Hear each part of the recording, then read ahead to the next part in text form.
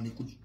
Parce qu'il y a cette question-là qui revient de savoir qu'est-ce qu'on fait si, jusqu'à la veille des élections, le président Laurent Gbagbo n'est pas sur la liste électorale et donc n'est pas candidat. Je sais que c'est une hypothèse que vous ne développez pas puisque pour vous, il n'est pas question, mais moi j'ai quand même envie de vous poser la question. Vous êtes un parti politique, il y a aussi une nécessité de pouvoir participer aux échéances électorales. Donc aujourd'hui, le président Gbagbo n'est pas encore sur la liste électorale. Est-ce qu'il y a un plan B? Et sinon, comment vous faites si le plan A ne fonctionne pas? Vous savez, pour parler comme l'Ivoirien de la région, ils vont mettre son nom sur la liste électorale. Vous? Ils vont mettre son nom sur la liste électorale. Okay. Notre seul et unique candidat s'appelle Laurent Gbagbo parce que nous, on ne va pas accepter les injustices.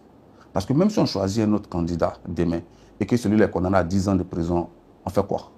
On choisit un autre, ainsi de suite? Non, il y a une injustice qui est là. Le procès du président Laurent Gbagbo qui a conclu à son c'est une aberration. Je l'ai déjà démontré à plusieurs reprises. On ne peut pas envoyer quelqu'un à la CPI et puis le juger ici en son absence. Et quand on demande au procureur, il nous dit qu'il a envoyé un huissier au domicile du président Laurent Gbagbo pour lui remettre la convocation et qu'il ne l'a pas trouvé là. Est-ce que vous pensez que ça, on peut expliquer un Ivoirien qui va comprendre? Alors que c'est dans un avion présidentiel que vous l'avez mis pour le déposer à la CPI.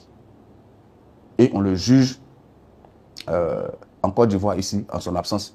Et on le condamne pour le procès de la BCAO. Là où la BCAO elle-même n'a pas porté plainte. Au contraire, quand vous regardez les comptes de la BCAO dit n'avoir rien perdu. Il y avait 4 personnes qui étaient jugées pour ce procès. Il y avait le président Laurent Gbagbo, il y avait Désiré Dallo, qui était ministre de l'économie, il y avait Kone Katina et il y avait le procès Akengbo. Et au cours du procès, Kone Katina était le coupable. Parce que selon eux, c'est lui le coupable et les autres sont des complices. Et tous ont été condamnés à 20 ans de prison. Et on prend une loi d'amnistie, on amnistie tout le monde sauf le président Laurent Gbagbo. C'est-à-dire que le coupable, celui qui a fait le casse, il est amnistié. 2 autres complices sont amnistiés et puis le président Laurent Gbagbo n'est pas amnistié. Déjà, c'est une aberration juridique. Et puis, je mets n'importe quel juriste du RADP au défi de venir m'expliquer comment ça se passe. Parce qu'une amnistie, on amnistie des faits, on n'amnistie pas des gens. C'est que la loi, dans la loi, on peut gracier des personnes. Mais quand on amnistie des faits. Donc, dès qu'il y a une loi d'amnistie, toutes les personnes qui étaient condamnées pour les faits allégués sont de facto amnistiées. Donc, on ne peut pas prendre une ordonnance d'amnistie et puis dire, bon, écoutez, vous êtes accusés tous les 3, mais toi, tu es libre, toi, tu n'es pas libre. Ça n'a aucun sens, en fait. C'est une violation du droit. C'est une violation de la loi. Et nous, on ne peut pas accepter. Donc, nous disons que le président Laurent Gbagbo est notre candidat. Et nous disons que le parti au pouvoir gagnerait à être habité par la sagesse pour le remettre sur la liste électorale. Surtout qu'ils disent qu'ils ont un bilan inattaquable. Surtout qu'ils disent que le président Laurent Gbagbo ne pèse plus rien. Donc, il le met sur la liste électorale, là, on voit. On verra comment ça se passe. Pourquoi le PPACI n'est pas dans CAP, Alliance, la nouvelle plateforme de l'opposition? Pourquoi le PPACI n'est pas partie prenante? Non, parce que nous avons décidé de nous battre pour que notre champion soit sur la liste électorale et qu'il soit candidat. Oui. Donc, si nous devons nous mettre avec d'autres personnes, ça doit être une coalition qui va porter ce combat. Mais du moment où l'organisation, la plateforme qui a été mise en place n'est pas disposée à porter ce combat, il va de soi que nous devons mener cette lutte pour que le président Laurent Gbagbo soit candidat. Mais de surcroît, vous savez, le président Laurent Gbagbo a lancé l'appel de Beaunoir. Et il y a des partis politiques, des personnalités politiques, des organisations de la société civile qui ont répondu favorablement à cet appel. Donc, il n'est pas exclu que les jours à venir, le PPACI fasse aussi la présentation de sa plateforme. Et puis après, les 2 plateformes pourront collaborer, faire des partenariats pour défendre les idées et les sujets qu'ils ont en commun. Donc pour nous, il n'y a pas le feu en la demeure. Voilà, il n'y a pas le feu en la demeure. Même au RADP, en 2010, ils sont allés en rang séparé au premier tour et ils se sont retrouvés au second tour. Donc voilà, donc chaque coalition, chaque parti politique s'organise pour mener les combats qui lui semblent les plus importants. Et puis après, dans la marche, dans l'évolution politique, il n'est pas exclu que les plateformes se rejoignent ou ensemble qu'elles mènent des combats. Mais à partir du moment où, je ne sais pas si j'ai bien compris, mais vous avez dit que c'est parce que cette plateforme-là n'accepte pas d'inscrire, j'ai envie de dire, le cas du président Laurent Gbagbo à l'agenda. Est-ce que c'est ça? Non, pas forcément. Nous avons dit qu'en l'état actuel, c'est notre priorité. Okay. Mais on ne peut pas demander au PDCI d'avoir comme priorité qu'on inscrive Laurent Gbagbo sur la liste électorale. Vous comprenez? Peut-être même que c'est dans l'intérêt du PDCI que Laurent Gbagbo ne soit pas sur la liste électorale. Mais j'ai dit ça, je dis rien. Vous comprenez? Donc, nous avons intérêt à mener ce combat-là avec des gens qui perçoivent le fait que le président Laurent Gbagbo n'y soit pas comme une injustice. Et nous pensons qu'il faut rétablir le président Laurent Gbagbo dans ses droits politiques et civiques. Et donc, il y a des organisations de la société civile, il y a des partis politiques il y a des leaders politiques qui partagent cette vision avec nous. Parce que nous pensons qu'il n'y a aucune injustice qu'il faut tolérer. Voilà, nous sommes fermement convaincus qu'il n'y a pas de petites injustices. Donc toutes les injustices doivent être dénoncées et combattues. Et partant de ce fait, nous disons que la priorité pour nous, c'est de ramener le président Laurent Gbagbo sur la liste électorale. Et puis, comme je le dis, par la suite, les deux coalitions sur des questions électorales, par exemple sur la question de la CEI, sur la question de la transparence du scrutin, il n'est pas exclu que les deux coalitions puissent se retrouver pour travailler ensemble. Mais pour le moment, nous avons d'autres priorités. Alors, en 2010, j'imagine bien que vous étiez dans le camp du président Laurent Gbagbo et vous avez vu en face, il y avait cette plateforme de l'opposition, le RHDP. Mais est-ce que vous ne craignez pas qu'aujourd'hui, l'opposition actuelle soit trop mal organisée face à ce pouvoir-là? C'est-à-dire, en 2010, on avait une plateforme unique, il n'y en avait pas deux.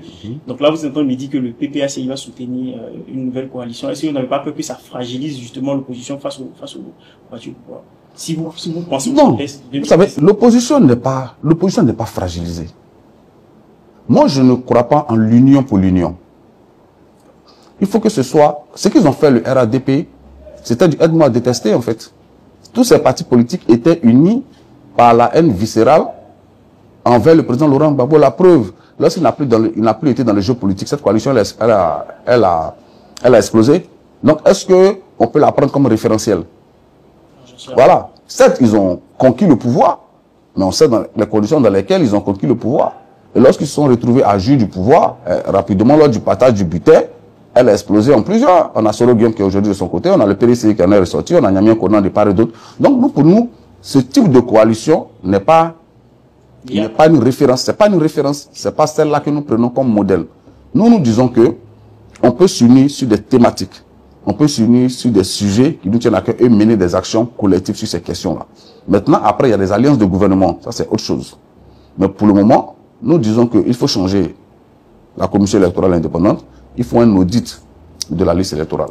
Donc, si avec la coalition qui a été mise en place, nous sommes d'accord, nous allons ensemble créer des passerelles pour mener ce combat. Mais nous pensons que l'opposition n'est pas divisée. Vous savez, c'est parce qu'on n'en parle pas encore, mais le parti au pouvoir est très divisé.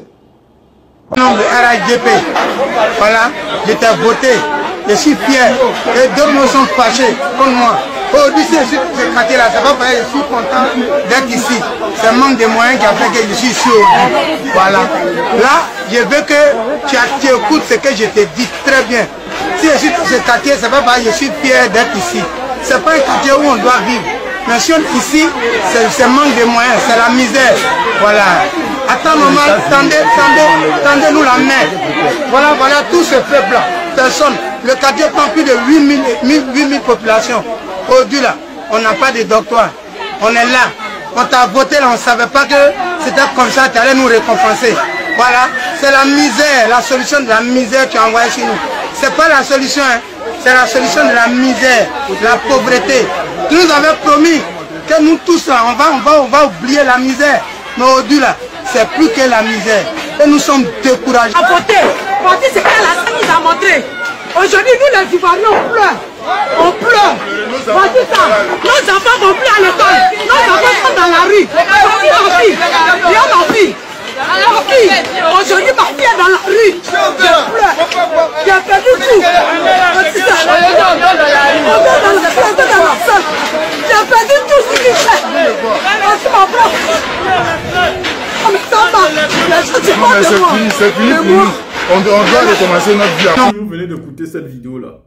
Et dans cette vidéo, Steve Biko nous a parlé de la plateforme du PPACI qui pourra être mise à la place publique d'ici quelques jours. Vous savez qu'il y a une grande mobilisation qui va se passer à Dabou. Et peut-être, depuis cette mobilisation, le président Laurent Gbagbo pourra faire de grandes annonces. Qui sait? Vous savez que quand on parle aujourd'hui de 7 mois, bah, ce n'est plus 7 mois. Avril, c'est dans 2 jours. Alors, dans 24 heures, nous serons dans le mois d'avril. Et quand avril va tomber, on va parler maintenant de 6 mois pour l'élection présidentielle, dont le temps passe rapidement. Et on va vite faire de se retrouver pendant cette phase électorale. Donc, il faudra clairement en tenir compte. Aujourd'hui, vous comprenez d'une manière simple. Il n'y a pas beaucoup d'explications à donner. En face, vous avez un parti au pouvoir. Ce parti au pouvoir veut choisir ses candidats. Comme ils ont fait en 2020. En 2020, tous les candidats ont été disqualifiés. Ils en ont gardé 4. Parce que c'est ce qu'ils voulaient. Ils en ont gardé 4 candidats. Ce sont les 4 candidats qui voulaient affronter. Ils ont éliminé tout le monde. Ils ont gardé Bédié, ils ont gardé Pascal Afingessa, ils ont gardé, comment l'autre là s'appelle, Kakabé. Et ensuite, ils ont gardé Alassane Dramane Ouattara. Voilà les 4 qui devaient s'affronter. Pourquoi? Parce qu'ils savaient que s'ils mettaient le candidat de PPAC qui était Laurent Gbagbo, si on part au deuxième tour, automatiquement, Alassane Ouattara devait perdre son deuxième tour. Alassane Ouattara devait perdre son deuxième tour parce qu'il devait avoir une alliance entre Bédié et Gbagbo. Et ça, Ouattara n'était pas prêt d'accepter ça. Maintenant, qu'est-ce qui va se passer en 2025? Ce qui va se passer en 2025, ce n'est que le copier-coller de 2020 qu'Alassane Ouattara a envie de faire. Maintenant, il est conscient, parce que ne croyez pas, hein, la démocratie dans un pays ne dépend ni de l'opposition ni du parti au pouvoir. La démocratie dépend du peuple. C'est le peuple qui doit se décider de garder un État démocrate. Comment? Le peuple doit donc constater que cette démocratie qui a été retrouvée par les pères fondateurs a disparu. Et ce peuple-là lui-même doit prendre ses responsabilités, non seulement de demander des comptes, mais aussi de se mobiliser pour qu'elle ne change pas. La démocratie, c'est comme la souveraineté. Si vous vous laissez abuser, ceux qui sont en face de vous vont abuser de votre démocratie et vont vous imposer des choses, il y aura donc de la dictature. Et ceci ne peut que être constaté si le peuple décide de se lever et dénonce tous les actes contre la démocratie. Aujourd'hui, Alassane Ouattara se sent puissant, il se sent fort. Pourquoi il se sent puissant et fort? Parce que depuis qu'il est au pouvoir, il n'y a pas encore eu des manifestations qui l'ont fait peur. Et donc moi je comprends Alassane Ouattara, il n'a pas encore vu une foule se lever contre lui, se liguer et dire cette fois-ci, le combat tu vas le mener. Donc Alassane Ouattara pense que tout va bien, depuis qu'il a pris le pouvoir, tout est calme.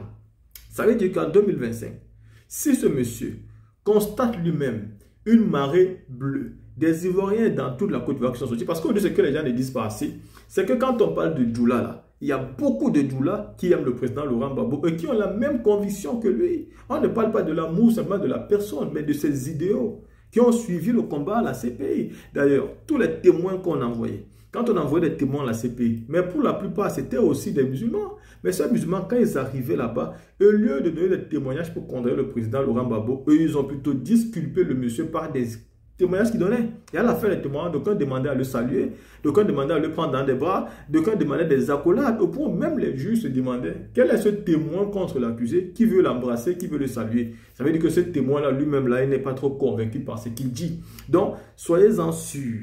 2025 est bien différent de 2020, de 2015 et de 2010. Surtout qu'en 2025, Laurent Gbagbo n'est plus seul. Il a un soutien aujourd'hui. Non seulement les pays de l'AES qui ont les yeux rivés aujourd'hui en Côte d'Ivoire parce que M. Ouattara s'est occupé de leur politique, ce qu'il n'aurait jamais dû faire. Mais la Russie aussi a un œil.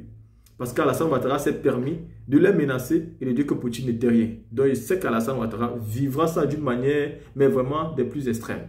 La team, vous venez d'écouter ici ces différentes vidéos. Dites-moi ce que vous pensez, on se voit pour une autre vidéo.